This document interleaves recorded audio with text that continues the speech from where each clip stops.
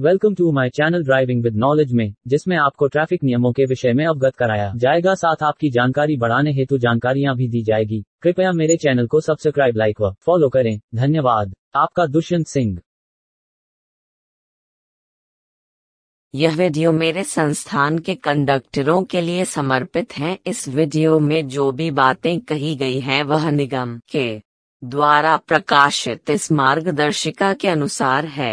इस संस्थान की नौकरी में आने से पहले संवाहकों के लिए प्रशिक्षण की जरूरत होती है। इस प्रशिक्षण का उद्देश्य यह है कि उम्मीदवारों को एक अनिवार्य लोक सेवा संस्थान में उपयुक्त ढंग से काम करने के लिए तैयार करने के साथ साथ उन्हें और कुशल भी बनाया जाए। जब उम्मीदवार इस तरह का प्रशिक्षण प्राप्त कर लेने के बाद नौकरी प्रारंभ करते हैं तो उनसे इस संस्थान का यह आशा करना उचित ही है कि उनमें काम के प्रति ईमानदारी, अच्छी हाजिरी, समय पालन, अच्छे ढंग से ड्यूटी पर उपस्थित सहयोग, विनम्रता और शिष्टाचार, ईमानदारी और टीम भावना आदि गुणों के साथ साथ ऐसे अन्य गुणों जिनसे व्यक्तियों संस्थान की प्रतिष्ठा बढ़ती है विद्यमान होंगे। उन्हें हमेशा अनुशासन पालन करना चाहिए और उन्हें यह याद रखना चाहिए कि वे संस्थान के माध्यम से राष्ट्र की सेवा करते हैं।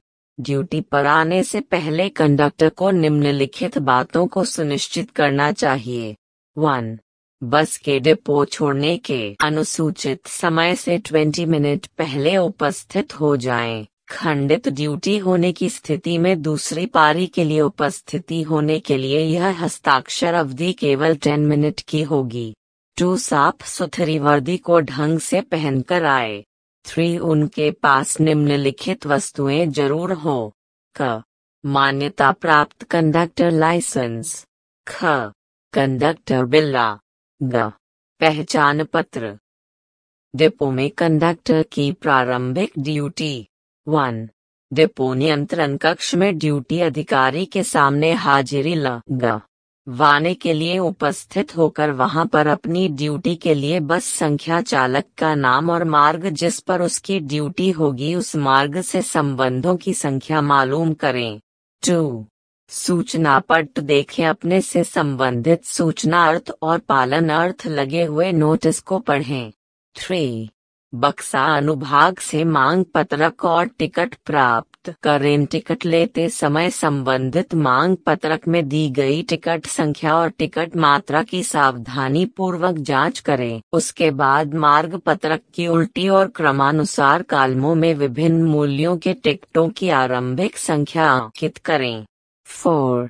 खजांची से थैले की धनराशि के रूप में रुपये की रेजगारी प्राप्त करें, लेकिन थैले की धनराशि लेने से पहले वह निजी रकम यदि कोई उसके पास हो तो वह मांग पत्रक में दिखा दे और इस बारे में अधिकृत अधिकारी के हस्ताक्षर मांग पत्र करा ले। उसे यह याद रखना चाहिए कि कंडक्टर निजी रकम के साथ बस में ड्यूटी नहीं दे सकता है, क्योंकि यदि कोई अघोषित रकम कंडक्टर के पास पाई जाती है तो उसे दिल्ली परिवहन निगम का ही धन माना जाएगा। 5. ड्यूटी पर जाने वाली बस की भीतरी सामग्री की जांच करनी चाहिए और यह देखना चाहिए कि बस में साफ सफाई है, सीटें ठीक हैं, बत्ती काम करती है और गंतव्य पट्टियां लगी हुई हैं। 6. यह सुनिश्चित करें कि बस नियत समय पर डिपो से बाहर निकलती है। बस संवाहन, बस परिचालन। संस्थान के हित और जनता की सुविधा के लिए कंडक्टर को लाइन पर बस संवाहन करते समय निम्नलिखित नियम और आदेशों का पालन करना चाहिए। 1. नियत मार्ग के प्रस्थान बिंदु तक पहुंचने के लिए डिपो से निकलने के बाद कंडक्टर को निर्धारित मार्ग पर ही बस का परिचालन कराना चाहिए और रास्ते में मान्यता प्राप्त बस स्टॉपों पर प्रतीक्षा करते हुए यात्रियों को बस में सवार होने देना चाहिए। 2.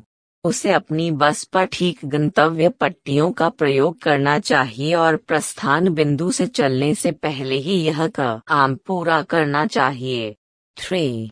कंडक्टर की प्रमुख ड्यूटी यह होती है कि यात्रियों से किराया वसूल करें और बदले में उन्हें टिकट दे, और प्रमुख रूप से यही कार्य करने के लिए ही उसे कंडक्टर की नौकरी दी जाती है। इस ड्यूटी को निभाते समय उसे इस बात का पूरा ध्यान रखना चाहिए कि यात्री अथवा प्रबंध उस पर उंगली नहीं उठा सके। 4. उससे मार्ग पत्रक में लिखे गए टिकट ब्लॉक में से अंकगत अथवा क्रमानुसार ही टिकटों का वितरण करना चाहिए। 5. यात्री के बस में सवार हो जाने के बाद कंडक्टर को चाहिए कि वह यात्री का गंतव्य स्थान मालूम करें और उसे नियत किराया बताएं। किराया वसूल हो जाने पर वह तत्काल डाउन अथवा अप दिशा के अनुसार ठीक तरह टिकट पंच करके संबंधित यात्री को दे दें। दूसरे यात्रियों को टिकट देने से पहले कंडक्टर को यह सुनिश्चित करना चाहिए कि पहले यात्री की बकाया यदि कोई हो तो वापस लौटा दी गई है। 6. यात्रियों के बस पासों की जांच करनी चाहिए और जिस तिथि को इस्तेमाल किए जा रहे हैं उस तिथि को पंच अर्थात काट देना चाहिए। 7. यदि कंडक्टर को किसी यात्री के बारे में यह शक हो कि वह बिना टिकट यात्रा कर रहा है तो उसका पास अथवा टिकट दिखाने के लिए आग्रह करना चाहिए। 8. किराया देकर यात्रा करने वाले के प्रति यात्री के साथ 3 वर्ष से कम आयु वाले एक बच्चे को यात्रा करने की अनुमति देनी चाहिए, लेकिन इस बच्चे को बैठने के लिए सीट नहीं मिलेगी। यदि एक बच्चे से अधिक 3 वर्ष से कम आयु वाले कई बच्चे किसी एक यात्री के साथ यात्रा कर रहे हैं तो कंडक्टर को चाहिए कि वह 3 वर्ष से लेकर 12 वर्ष तक के बच्चे अथवा बच्चों पर लागू होने वाले नियमित किराए के अनुसार किराया वसूल करे। 9. बस में यात्रियों को सामान ले जाने के संबंध में कंडक्टर को निम्नलिखित सामान्य नियम का पालन करना चाहिए। सामान अथवा बंडलों को ले जाने के बारे में इनकार करने का अधिकार प्रशासन के पास आरक्षित है। प्रत्येक यात्री को 10 किलोग्राम निजी सामान ले जाने की अनुमति प्राप्त है, लेकिन वह तब हो जब सामान आसानी से सीट के नीचे रखा जा सके या यात्री उसे अपनी गोद में रख सके। अन्य सामान अथवा बंडल आदि ले जाने की अनुमति यात्रियों को केवल शहर के आसपास के इलाकों तक आने जाने वाली उपनगरीय बस में ही दी जाएगी, और वह भी इस हालत में अगर उन बसों में सामान रखने की विशेष व्यवस्था होगी और वह सामान मालिक के दायित्व और जिम्मेदारी पर ही ले जाएगा। इस सामान को ले जाने के लिए किराया वसूल करने का तरीका यह होगा कि प्रति 40 किलोग्राम अथवा उनके भाग के लिए इकहरे किराए का आधा टिकट चार्ज किया जाएगा।